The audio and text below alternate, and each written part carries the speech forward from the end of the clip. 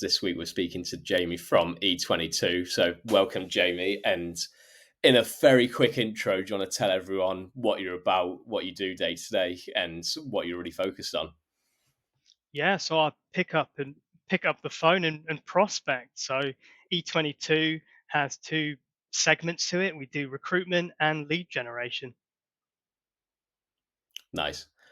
Getting straight into, obviously, your headline on LinkedIn is you've tried the Cowboys, now try the Indians. So what does that all mean? And what are the Cowboys doing wrong that you can actually fix? Great question. So that tagline is it's completely stolen from a takeaway in Leicester. And if you know it, if you've been to Leicester before, you know that I'm referring to Muck Indians, who are one of the best takeaways that you could possibly go to. And in terms of why I call out the Cowboys, it's because a lot of people sit behind their keyboards and just get a paycheck. What's the main mistakes that I see people making? It's often hiding behind emails and not having direct conversations. And like you said, you think people are hiding behind email. We get that a lot, especially now that the amount of outreach has just gone crazy, right? It's really the teams that are on the phone and are actually using cold calling well, the teams that are winning. And a lot of your content, you talk about people are lacking on the phone. So why, two questions. Why are people not using the phone? Why do you think that is? And go into a bit more detail on why should they be using the phone? What success have you seen yourself from it? So why aren't people using the phone? It's the age-old question, and it's a question that's on CEOs and managing directors' minds constantly. Why is my sales floor quieter than quieter than a shopping center during COVID? And this short and sweet answer is call reluctance and fear of rejection. And I know it's very tripe and easy for me to sit here and say, just pick up the phones and speak to people, but it requires a bit of practice, a bit of love and care, and you need to dedicate yourself to getting good at it. I wasn't born, I didn't come out of the womb cold calling CEOs. I had to learn a skill. I had to learn how to prospect, make people feel comfortable, and basically get in front of as many decision makers as humanly possible who recognize the problems that I fix. Not everyone's going to have the problems that you solve for. I know it's heartbreaking. All the co founders that I've just offended in zero point 0.5 seconds. You just need to understand those two or three things that you actually solve for and just nail it. Nail it, pick up the phone and try and find people because they're not going to come to you unless you're spending millions on marketing. Yeah, I don't think too many are at the moment.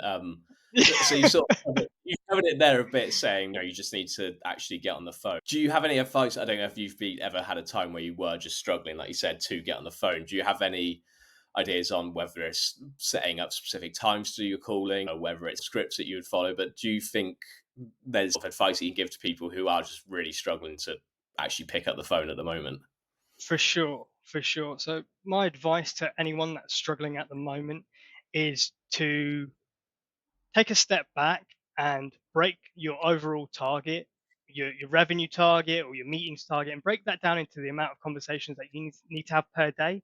And just start with one. It only takes what, a minute and a half of Dutch courage to actually pick up your phone, ring someone up, and do your spiel. And what's the worst that could happen? They could tell you to take take you off their list and maybe shout at you if they're really miserable. But that says more about them than it does about you. At the end of the day, you've got a job. The economy is going to turn regardless of whether you do it or not, and you might as well be part of that paycheck, I suppose. Yeah, that's good advice. And in terms of your own prospecting, how do you do it? Do you dedicate certain times to it in a day? Like, how are you spending your time? Because obviously you're someone who is got a Yeah. few businesses on the go. You're a busy guy, so how would you recommend like that time management aspect of it? You've probably heard it before. It's about eating the frog. Do the hardest thing first in the day. So I normally cold call between 8 and 9 a.m. Get it out of the way, try and get it in front of as many decision makers as possible. I use tools like Casper to get as many mobile numbers for CEOs and managing directors because as you know, you're the average of the five people in your network, and I can cold call five CEOs in an hour, and most people speak to about five gatekeepers in an hour.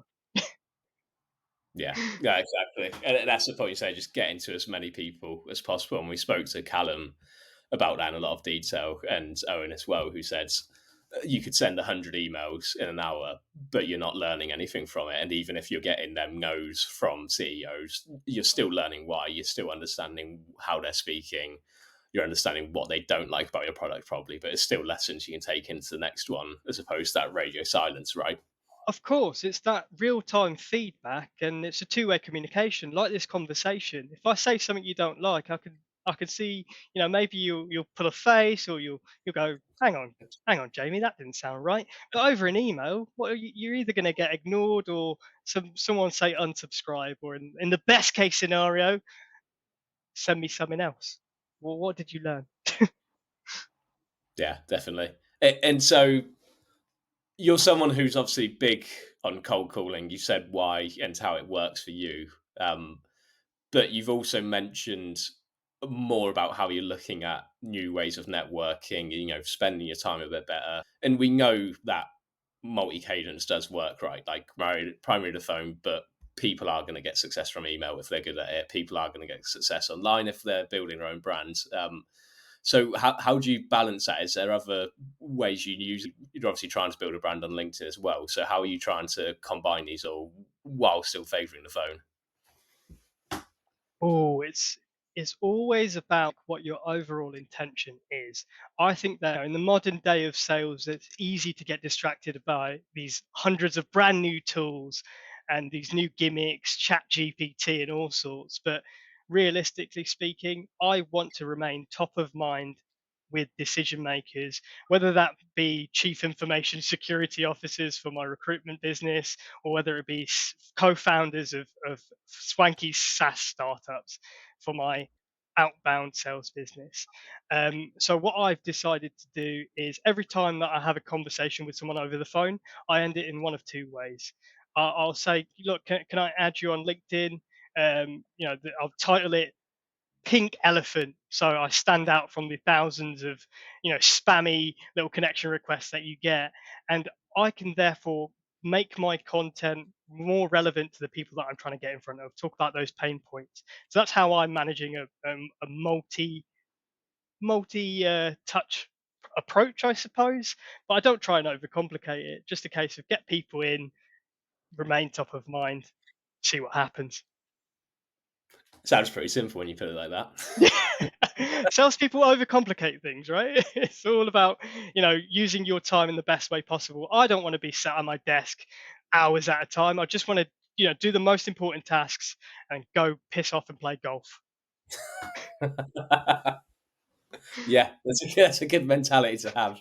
Um, you mentioned as well, so you do somehow you manage to find time to do recruitment and lead gen services. And when you're prospecting for these, do you find there's differences in your approach, or do you think there's lessons that recruiters can learn from other sort of services? Or do you think there's so much common ground? It's really just about tailoring your approach a little bit. Absolutely. I think that, recruiters, despite thinking that they're different, they are just salespeople.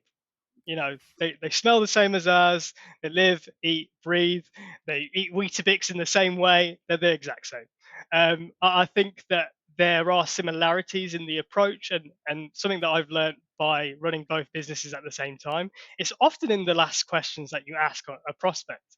Simple stuff like, well, you know what, if there was someone that could offer you more money for potentially less work and a better career progression, would you consider that as a conversation? And the amount of chief information security officers that have said, do you know what? Yeah, I'm dead bored. I'd love the chance to work for a startup, but you'd be surprised. Like, Yeah. so there are similarities, and quite frankly, it's just about asking the right questions.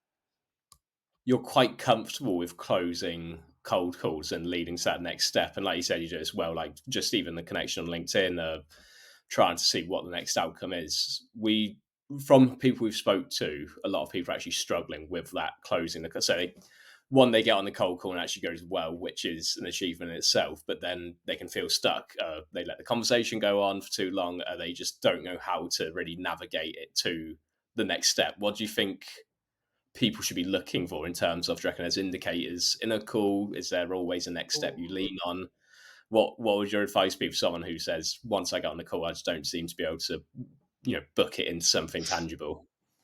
It's a fantastic question, and it's often context based. I think the main things that people need to be mindful of are having sideways conversations, which is, when you're on the phone to a prospect and you've been on the phone for 12 to 13 minutes, something's probably gone wrong, or one of the parties has been rambling for a little bit too long. So if you get to that point, it's probably your fault. You've taken the prospect on a weird tangent, and you need to listen back to that call and think, what questions could I have maybe asked better or improved upon to remain in control of that conversation.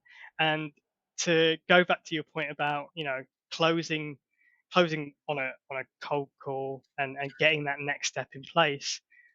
Often, if you do your job well enough and the prospects recognize the problems that you've talked about and they're motivated to fix them, you can ask them quite simply, well, what do we do next?